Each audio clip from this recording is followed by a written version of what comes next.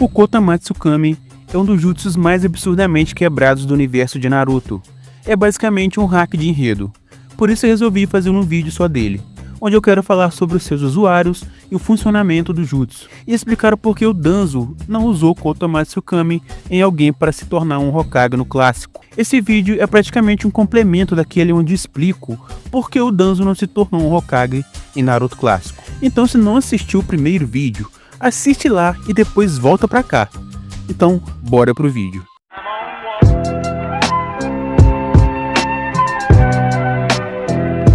O Kotomatsu Kami é um genjutsu de altíssimo nível que permite ao usuário entrar na mente do alvo e alterar completamente seus pensamentos, intenções e memórias, fazendo com que a vítima acredite que está agindo por vontade própria, quando na verdade está sendo controlado. O diferencial desse jutsu é que a vítima não percebe que está sendo controlada, e é como se fosse manipulada por ideias que surgem naturalmente na mente dela. O jutsu é quase impossível de detectar, mesmo por sensores ou donjutsus comuns. Se não tivesse que esperar 10 anos para ser ativado após o uso, seria praticamente imbatível. Agora, por que o Danzo não usou antes? Vamos para algumas explicações possíveis. Primeiro, o tempo de espera. Sem as células do Hashirama, o jutsu só pode ser ativado a cada 10 anos. O Danzo estava com medo de gastar um único uso e acabar sem esse trunfo. Sem contar que não sabemos se no clássico o Danzo já tinha o total controle desse jutsu. Até porque ele começou a trabalhar com Orochimaru a partir da saga da Ponte Tenchi, onde é dada a missão para o Sai fazer o acordo com ele. E possuir o chakra do Hashirama era essencial para ele conseguir controlar os Sharingans de seus braços e inclusive diminuir o tempo de recarga do Kotomatsu Kami. Segundo, usar a política. Ele queria tentar conquistar o posto de Hokage por influência e manipulação política primeiro, sem precisar recorrer ao jutsu, talvez para não levantar suspeitas. Sem contar que, como eu disse no primeiro vídeo, Danzo precisava ter o apoio de oficiais Jounins e a aprovação da população da vila. Ou seja, mesmo que Danzo fosse escolhido sem o apoio dos outros, ele poderia ser deposto no futuro caso suas ações não seguissem de acordo com a mentalidade das pessoas que possuem cargos de autoridade na vila. Terceiro, riscos. Danzo precisava do momento certo para dominar a mente do Senhor Feudal, que era o cara que ia escolher ele como Hokage. Porém, como essa reunião nunca foi mostrada, a gente não sabe se tinha um Hyuga entre os oficiais, o que era bem provável que tivesse. Só isso já seria um fator que fez o Danzo recuar, até porque na reunião dos Kages, quem descobriu que o Mifune estava sendo controlado era o Ao, que tinha um Byakugan roubado e conseguiu ver o Danzo utilizando o jutsu. Dito isso, era perigoso para o Danzo usar o jutsu e levantar suspeitas ali. Aí sim, ele poderia dar adeus para sempre as chances de se tornar um Hokage algum dia. Agora vamos analisar esse jutsu de uma forma mais detalhada. Um jutsu que quebra o verso de Naruto e porque nunca deveria ter existido.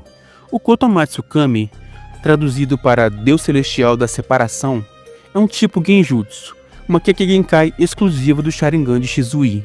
Rank SSS. Não requer selos manuais e o estilo dele é manipulação mental absoluta. Usuários conhecidos: Shizu Uchiha, o criador do jutsu, um dos Uchihas mais leais a Konoha. Itachi o considerava o melhor amigo e entre os Uchihas ele era o melhor usuário de genjutsu.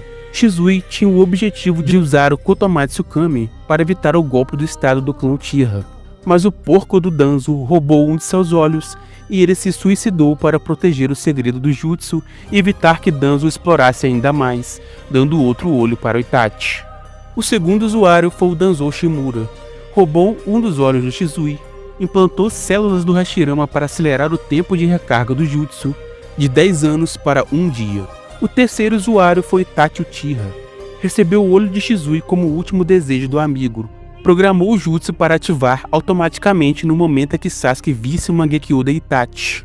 Um plano para que Sasuke voltasse para a Vila da Folha e deixasse de ser um renegado. Mais tarde, usou Kotomatsu Kami para quebrar o Edo Tensei de Kabuto, fazendo Itachi se libertar do controle de invocação, que é uma das cenas mais épicas do arco da guerra.